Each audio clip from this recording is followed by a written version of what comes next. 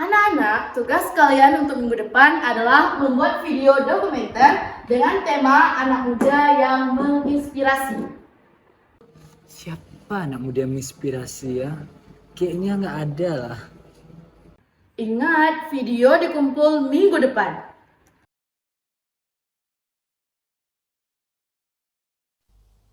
Tentang anak muda yang menginspirasi ya. Siapa?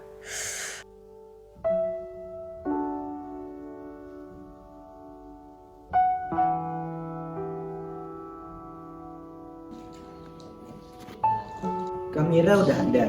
Sekarang siapa yang jadi narasumbernya? Jangan lupa dicek out ya kakak etalase nomor 7-nya. Ide bagus nih.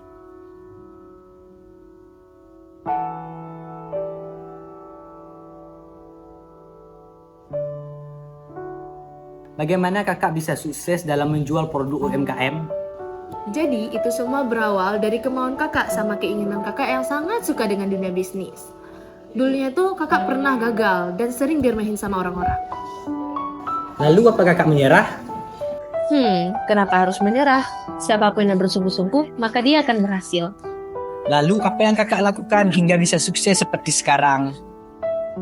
Kakak bisa sukses menjual produk UMKM kakak dengan cara menggunakan aplikasi di sosial media yang dapat membantu kita dalam mempromosikan suatu barang. Dan pada akhirnya produk yang kakak jual bisa tersebar hingga ke seluruh penduduk di Indonesia. Jadi gagal sekali bukan akhir dari segalanya. Itu benar, selagi kita masih mau berusaha dan kita ada keinginan, kenapa tidak? Akhirnya dapat satu. Sekarang siapa lagi ya?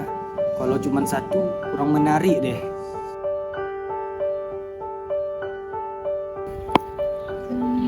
Satria! Serius, kamu mau wawancarai aku? Iyalah, emangnya kamu nggak mau diwawancarai? Jadi bagaimana rasanya menjadi atlet pencak silat di usia muda? Sebenarnya tuh menjadi seorang atlet itu tidaklah mudah. Berlatih terus-menerus hingga aku sering dianggap membuang waktu hanya karena fokus pada latihan. Lalu pada akhirnya apa yang terjadi? Pada akhirnya, aku berhasil menjuarai pencak silat tingkat nasional dan membuat orang tuaku bangga. Apakah kamu pernah merasa ingin menyerah? Dulu sangat sering, bahkan aku hampir berhenti latihan selamanya karena kalah dalam kompetisi. Tapi kalau kita berhenti, kita tidak akan tahu sampai sejauh mana kita akan melangkah.